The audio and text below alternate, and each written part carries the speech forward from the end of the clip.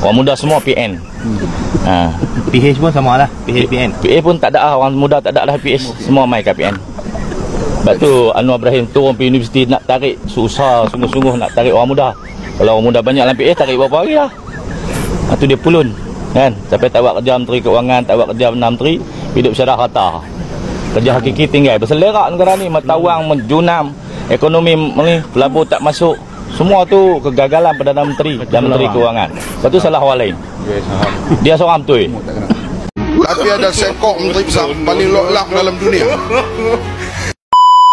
Depa kata Menteri Besar Kedah lolak. Lolak, cakap ikut dan. Cakap ikut suka. Tuan-tuan, lolak aku tak bisa kena cekuk dengan bini orang di hotel.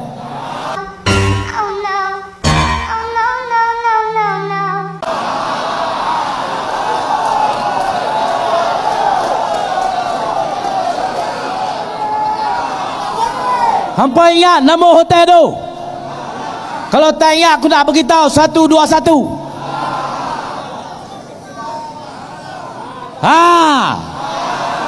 Hanya orang lupa. Hampa lah kata orang lolak. Lolak orang tu tak bisa kena cekukkan bini orang oi. Kalau rumah daripada kaca, jangan baling batu ke rumah orang. Melakukan pengorbanan besar, menyimpan tanah sawah yang begitu luas. Tengah orang diberi tugas untuk melakukan kawasan, membina kawasan industri. Ada orang diberi tugas melakukan menyimpan tanah yang luas untuk aktiviti ekonomi yang lain. Sebagai tanggungjawab social obligation tadi juga, Kedah diminta simpan tanah dan hutan untuk penghasilan padi.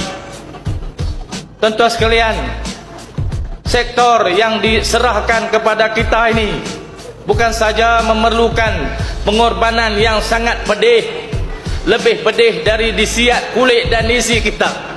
Sudah berpuluh tahun lamanya.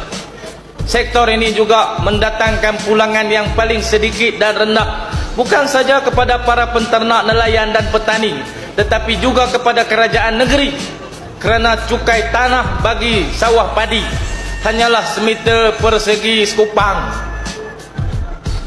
berbanding dengan cukai tanah bagi kawasan industri dan komersial beringgit-ringgit harganya. Mari kita berdoa semua, para petani dan para nelayan, para penternak, semoga suara dan rintihan kita dibawa oleh Allah Subhanahu Wa Taala menusuk ke hati dan kalbu mereka. Mungkin telinga tidak cukup untuk membuat pertimbangan. Rintihan permintaan kita ini haruslah menusuk ke kalbu, ke domer yang paling dalam, supaya mereka memahami suara-suara kita adalah demi untuk rakyat dan negeri Kedah yang telah melakukan pengorbanan begitu besar. Harga barang naik, dia kata tak. Orang duk pergi beli barang hari-hari. Hang jadi menteri, hang kan duk pergi beli barang.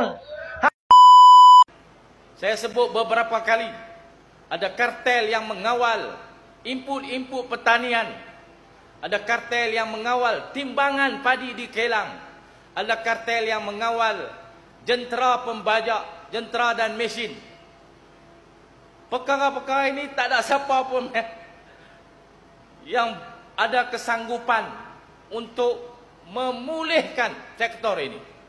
Yang kita kira ialah tambahkan keluasan tanah, ubah sikap para petani. Tuan-tuan sekalian, perubahan sikap petani sampai kaki naik ke atas pun, kalau kartel masih mengawal sektor ini, para petani tidak akan ke mana-mana. Saya dapat laporan timbangan padi di Kelang, keluar resit tahun lepas punya. Berat mana pun padi yang dihasilkan pada tahun ini yang boleh meningkatkan pendapatan petani, tetapi sudah diset bahawa padi di lot sekian-sekian untuk selori dia akan keluar tan yang telah ditentukan. Maka resit itu keluar tahun lepas punya. Jahat tak jahat?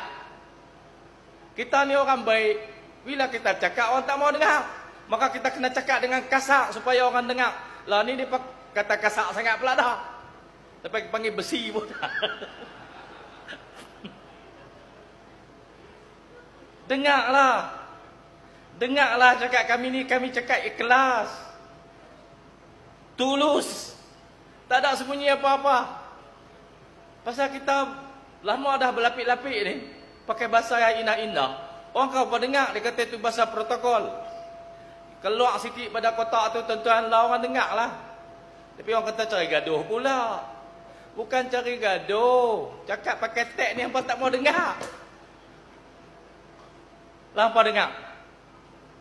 Di dalam Facebook Datuk Seri lah. Ya? Mungkin harapan Datuk Seri terhadap kerajaan pusat Datuk Seri dalam benda tu. Ya, kebanyakan isu-isu yang saya bangkitkan itu berada di bawah agensi kerajaan persekutuan. Penguatkuasa di bawah agensi persekutuan. Nak menguatkuasakan timbangan. Alat timbang di bawah KPDN, HEP. Timbangan di kilang-kilang padi. Siapa nak pergi cek selori itu berapa tan? Kita terima resit saja. Orang jual padi terima resit. Adakah benar timbangan yang dibuat tu?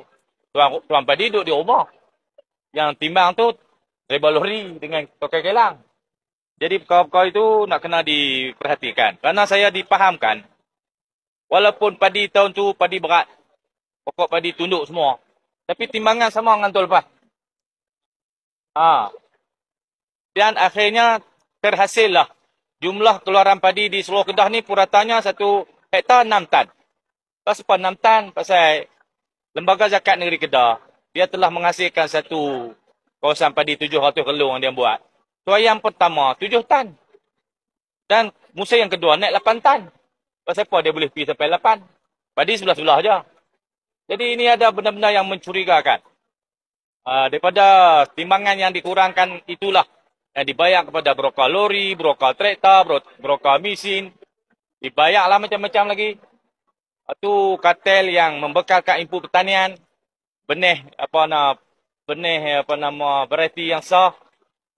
Benih tu diambil di mana? Petak mana? Siapa yang buat benih tu? Dia kutik kata tu, ada kualiti tak ada kualiti. Tabuk sekali tak hidup. Tabuk serang lagi tak hidup. Kata ayak dalam lah apa semua pada benih tak ada kualiti. Benda-benda tu semualah yang perlu dilihat, yang menyumbang kepada pendapatan petani tak meningkat, di samping input pertanian makin hari makin mahal. Kalau nak selesai masalah petani miskin ni dengan pipau orang 5-60 juta, pergi bagi kat orang, tu bukan nak selesai kemiskinan. Bantuan tu bagus, saya ucap terima kasih. Tapi bukanlah penyelesaian jangka panjang kepada isu-isu kemiskinan pada petani. Kena tengok isu-isu pengeluaran padi, penghasilan padi, berapa tan sehektar, input dia harga berapa. Kalau kos tinggi, harga padi terpaksa dijual dengan harga subsidi 1,200 stan. Kos makin meningkat. Makin hari petani makin miskin. Subsidi harga padi tak naik. Tapi input naik. Jadi macam mana? Bila hari dia nak kaya?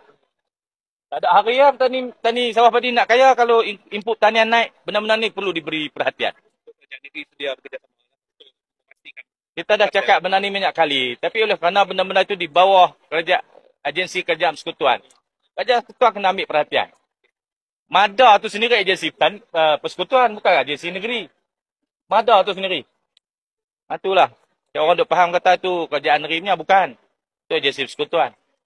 Okey, terima kasih. Tuan-tuan yang dikasihi sekalian, negeri Kedah Darul Aman ini telah dilimpahi dengan pelbagai keberkatan. Bermula begitu lama, 700 tahun sebelum Masihi, negeri kita ini telah dianugerahkan galian besi, sehingga dikatakan segala jenis senjata tajam yang digunakan pada zaman awal tamadun manusia ini semuanya datang besi itu dari Kalaha. Kalaha itulah Kedah yang kita duduki sekarang ini. Berlanjutan industri besi di Kedah Darul Aman ini sehingga 1700 Masihi. Kira-kira industri besi di Kedah ini wujud 2400 tahun lamanya. ditemui di seluruh corok rantau negeri ini. Relau pelebur besi sampai ke Tasik Pedu, sampai ke Sik, dan paling banyak sekali ialah di sekitar Gunung Jerai. Yang kita dapat lihat di Sungai Batu itu ada tuya. Tuya ini ialah seromong asap kepada relau tu. Ada 2 juta batang tuya di Sungai Batu. Ada satu bandar di Perancis. Bandar itu dinamakan Bandar Tuya kerana ditemui 2 batang tuya. Kita ada 2 juta tuya. Tuan-tuan sekalian, hebatnya Kedah Darul Aman ini sepanjang sejarah sampailah kepada kita. Kita nak hebatkan sekali lagi Kedah Darul Aman ini di zaman kita ini. Boleh tuan-tuan? Allahumma salli ala Muhammad. Untuk menjadikan negeri ini hebat, untuk menjadikan rakyat Kedah hebat, untuk membangkitkan sekali lagi Kedah, tuan-tuan jangan serahkan negeri ini kepada tangan-tangan orang yang mencari makan di sini, tapi bercakap bagi pihak negeri lain.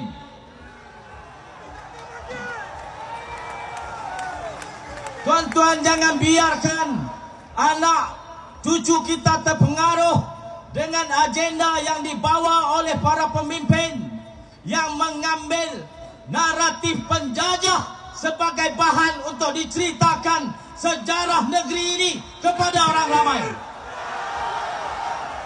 Naratif sejarah penjajah pada hari ini kita akan tamatkan selama-lamanya. Takbir! Naratif penjajah kita akan noktahkan. Cukuplah, berhentilah, sudahlah. Kami tak mau dengar naratif penjajah. Yang kami nak tahu ialah hakikat sebenar apa yang telah terjadi kepada nenek moyang kami. Apa yang telah terjadi terhadap kecurian, rompakan, pembunuhan, penyiksaan besar-besaran yang kamu lakukan kepada rakyat negeri ini. Masa ini untuk kami bangkit, mempertahankan negeri kami dan watannya. Kami akan bangkit untuk memajukan negeri dan rakyatnya. Kami akan laksanakan apa yang kami mampu. Dan tuan-tuan, dengan kesatuan, kesepaduan seluruh rakyat Kedah, saya yakin tanpa dokongan dan sokongan orang-orang yang dengki kepada kita pun, kita mampu bangkit sekali lagi. Dengan dokongan, sokongan tuan-tuan, meraih keberkatan dan pertolongan daripada Allah, tidak ada apa lagi yang perlu dirisaukan. Kita akan terjadi seperti yang Allah kehendaki. Takbir!